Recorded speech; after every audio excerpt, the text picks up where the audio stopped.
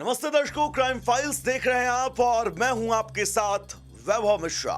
Crime files में बात और शुरुआत आज एक ऐसी कहानी के विस्तार की जिस कहानी के हर पहलुओं को जब आप समझेंगे तो आपका भी दिमाग हिल जाएगा, आपके पैरों नीचे से भी जमीन खिसक जाएगी और आप सोच में पड़ जाएंगे कि कोई शख्स, कोई बेटी कैसे इस पूरे प्लान को एग्जीक्यूट करके अपने ही पिता को मार सकती है और उसकी मां यानी शख्स की पत्नी भी इस पूरे हत्याकांड में शामिल थी।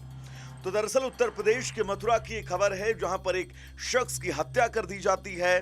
बेटी के प्रेम संबंध के चलते इस हत्या का शक बताया यह गया कि इस बेटी ने अपने पिता को नशीली दवा दूध में मिलाकर दी, जिसके चलते इनके पिता बेहोश हो गए और मूसली से, इमाम दस्ते का जो मूसली होता है उस मूसली से सर पर वार करके इस शख्स की जान ले ली गई, जिसका खुलासा 3 महीने बाद हुआ है।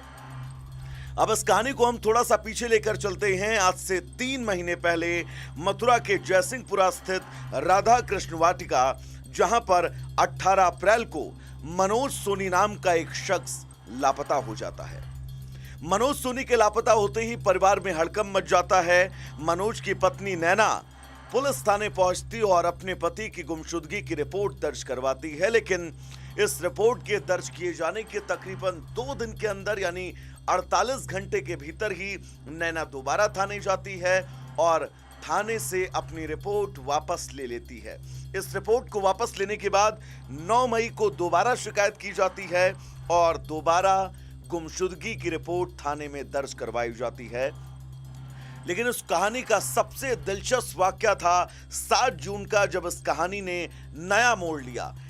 9 मई को दोबारा शिकायत दर्ज करवाई गई मनोज सोनी की गुमशुदगी की और 7 जून को नैना देवी यानी मनोज की पत्नी और उसकी छोटी बेटी ये घर से लापता हो जाते हैं। घर के बाहर ताला लगा रहता है।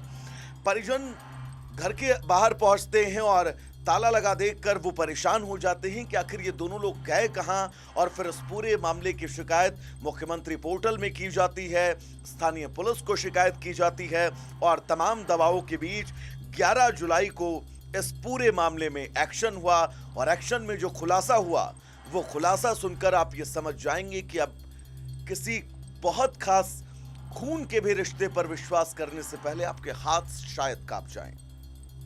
दरअसल इस पूरे मामले में जो खुलासा हुआ, ये खुलासा ये था कि मनोज की छोटी बेटी, जिसका प्रेमी विमल चौधरी और मनोज की छोटी बेटी ने ही मिलकर इस पूरे हत्याकांड को अंजाम दिया और इस हत्याकांड में मनोज की पत्नी यानी इस लड़की की मां नैना भी शामिल थी। दरअसल मनोज की बेटी और इसका प्रेमी विमल चौधरी जो एक दूसरे के साथ रिश्ते में थे और इस रिश्ते को लेकर मनोज लगातार शिकायतें करता था। कई बार इनके घर पर जबरदस्त बवाल भी हुआ, जिसके चलते इसकी छोटी बेटी और छोटी बेटी का प्रेमी विमल चौधरी, जिसने पूरे प्लान को एग्जीक्यूट किया, दूध में बाकायदा नशीला पदार्थ मिलाया गया और नशीला पदार्थ पीते ही मनोज सोनी बेसुध होकर जमीन पर गिर पड़ता है। जमीन पर गिरते ही इस लड़की का प्रेमी विमल चौधरी और ये लड़की उस स्पॉट पर पहुंचती हैं और सिलबट्टे की जो मूसली होती है, जो बहुत मजबूत मोटा लोहे का रॉड होता है, उस रॉड से मनोज सोनी के सर पर तब तक वार किए जाते हैं जब तक मनोज सोनी की मौत नहीं हो जाती है। जिसके बाद ये दोनों इस प्लान को एग्जीक्यूट करके आगे बढ़ते हैं। शव को यमुना किनारे अक्रूर घाट पर ले जाते हैं और यमुना नदी में मनोज सोनी के शव को फेंक देते हैं और वहां से फरार हो जाते हैं। यमुना किनारे पुलिस की टीम इस पूरे खुलासे के बाद पहुंचती है, क्योंकि इस वक्त मानसून का मौसम है, बरसात बहुत ज्यादा हो रही है, यमुना नदी का जलस्तर सामान्य से बहुत ऊपर पहुंच चुका है। तो ऐसे में जिस लोकेशन पर इन लोगों ने शव फेंके जाने की बात कही, वहां पर जबरदस्त पानी भरा हुआ है। तो ऐसे में शव के न मिलने की संभावनाओं के बीच पुलिस लगातार मनोज सोनी के शव की तलाश कर रही है। लेकिन इसमें सबसे ज्यादा हैरानी वाला पॉइंट अब इस कहानी में जुड़ता है। दरअसल मृतक मनोज का भाई रामबाबू, जो अपनी भाभी नैना पर एक बहुत बड़ा आरोप लगाता है और वो आरोप लगाते हुए कहता है कि नैना का भी फरीदाबाद में एक शख्स से अवैध संबंध है और इस संबंध को लेकर भी पति पत्नी के बीच लगातार विवाद बना रहता था और यही वजह है कि मनोज सोनी की छोटी बेटी, मनोज सोनी की पत्नी और मनोज सोनी की छोटी बेटी का आशिक यानी कि विमल चौधरी, इन तीनों ने मिलकर इस पूरे प्लान को एग्जीक्यूट किया। इस पूरे प्लान के तहत मनोज सोनी की बाकायदा हत्या की गई। हत्या के बाद शव को ठिकाने लगाने के लिए यमुना नदी में फेंका गया और यमुना नदी में फेंके जाने के बाद मनोज की पत्नी नैना ही थाने पहुंचती है और मनोज की गुमशुदगी की रिपोर्ट दर्ज करवाती है।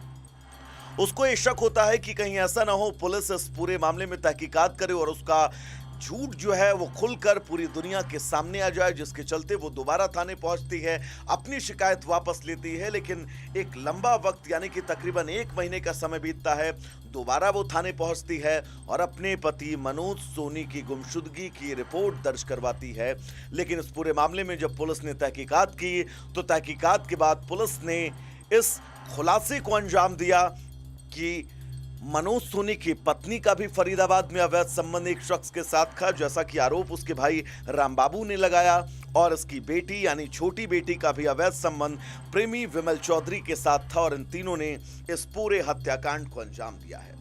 और हत्याकांड को अंजाम देने के बाद आप याद करिए, जब परिवार वालों को घर के बाहर ताला लगा हुआ मिला था, उस दरमियान ये माँ बेटी भी फरीदाबाद अपने आशिक यानी कि अपने प्रेमी के पास ही चली गई थी और वहीं पर इनका प्लान था कि वहां से अपने आप को ये बचाने में कामयाब हो जाएंगी। लेकिन पुलिस अब नैना जो बेटी है उसकी प्रेमी विमल को गिरफ्तार कर चुकी है। नैना यानी उसकी पत्नी और उसकी छोटी बेटी और प्रेमी विमल को गिरफ्तार कर चुकी है। सलाखों के पीछे अब भेजा जाने की तैयारी चल रही है।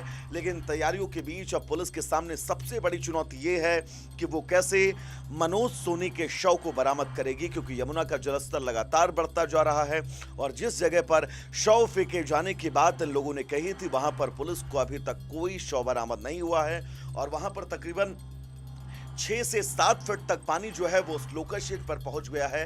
तो ऐसे में मनोज सोनी के शव का मिलना पुलिस के लिए अब सबसे बड़ी चुनौती है। लेकिन इस खुलासे ने ये तय कर दिया कि रिश्तों में भी विश्वास करने से पहले आपको बहुत सोचना होगा। तो फिलहाल क्राइम फाइल्स की कहानी में आज के लिए बस इतना ही। क्राइम फाइल्स पर लगातार हम तमाम खबरों को, तमाम वारदातों की पूरी तहकीकात, पूरी डिटेल्स आप तक जिम्मेदारी के साथ पहुंचाते रहेंगे। फिलहाल अपना और अपनों का बहुत ज्यादा ख्याल रखिएगा। आज के लिए नमस्कार।